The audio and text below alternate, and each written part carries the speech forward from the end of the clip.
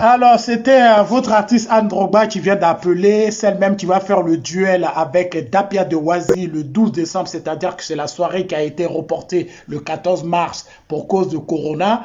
Ce sera pour le 12 décembre 2020 là, et ça va se passer toujours dans la même salle. Donc, le sujet du soir, c'est donner son avis par rapport aux problèmes qui persistent un peu dans le milieu du showbiz ivoirien, mais de façon constructive. Il faut qu'on arrive à cibler les problèmes pour apporter quelque chose de positif, pour pouvoir, par rapport à nos dires, nos conseils, quelque chose, si on peut arriver à faire quelque chose de positif. Voilà, essayer de construire quelque chose et peut-être provoquer peut-être une conscience, secouer peut-être et peut-être se retrouver autour d'une table pour crever l'abcès. Parce que c'est un peu dommage que ça soit toujours... Alors peut-être que comme nous ne sommes pas ouverts aux autres communautés africaines, peut-être que les mêmes problèmes persistent là-bas, mais on dit bien que c'est des ventes à porte, il faut nettoyer d'abord avant d'aller ailleurs. Donc vous pouvez appeler au 06 59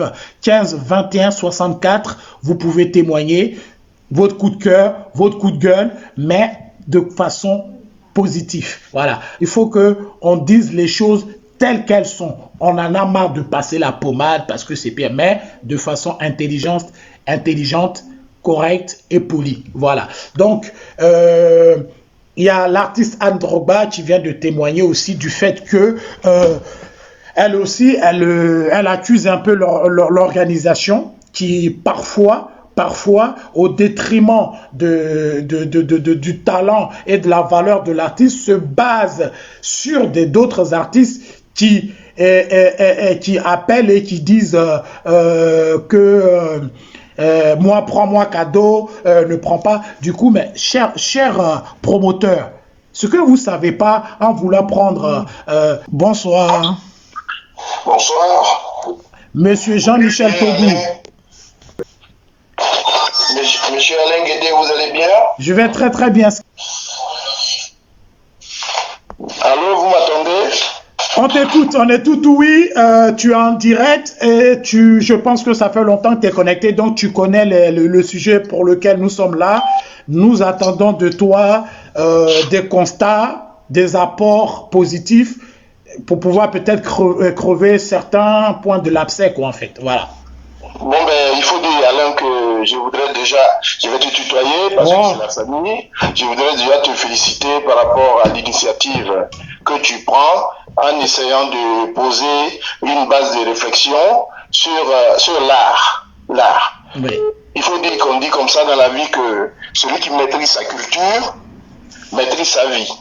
Il paraît. C'est ce qui se dit en réalité. Et on pense que tous les peuples qui ont maîtrisé leur culture ont le plus souvent avancé.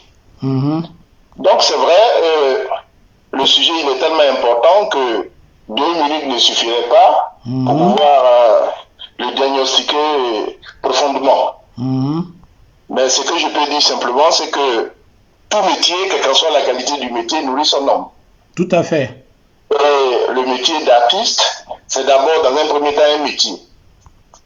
Alors donc ce métier a besoin, pour notre communauté, ce métier a besoin d'un pilier principal, qui est l'organisation. Donc je crois que moi je vais plutôt solliciter auprès de vous tous, pour si après cette période de confinement, on peut essayer de réfléchir à des formes d'états généraux la culture de chez nous. D'accord. Poser des bases de réflexion pour voir comment est-ce qu'on pourrait aider nos artistes dans leur organisation de façon générale. Mais de façon individuelle et particulière, il faut dire il faut que nos artistes s'organisent. Il faut qu'on essaie de sortir de l'informel pour devenir des artistes complets, fonctionnant dans le formel.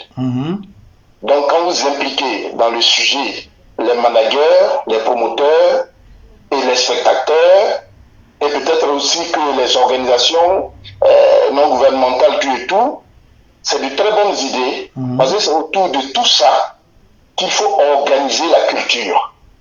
Donc, c'est nous tous, notre faute. Parce que pour que l'artiste puisse se sentir bien dans son art, il faut que la communauté elle-même s'organise autour de son art d'abord. C'est quand la communauté prend conscience de sa culture, donc de son art, que l'artiste se sentant utile au sein de sa communauté, multiplie les efforts pour satisfaire la culture de sa communauté qu'elle hérite. Ça dépend de qui il s'agit.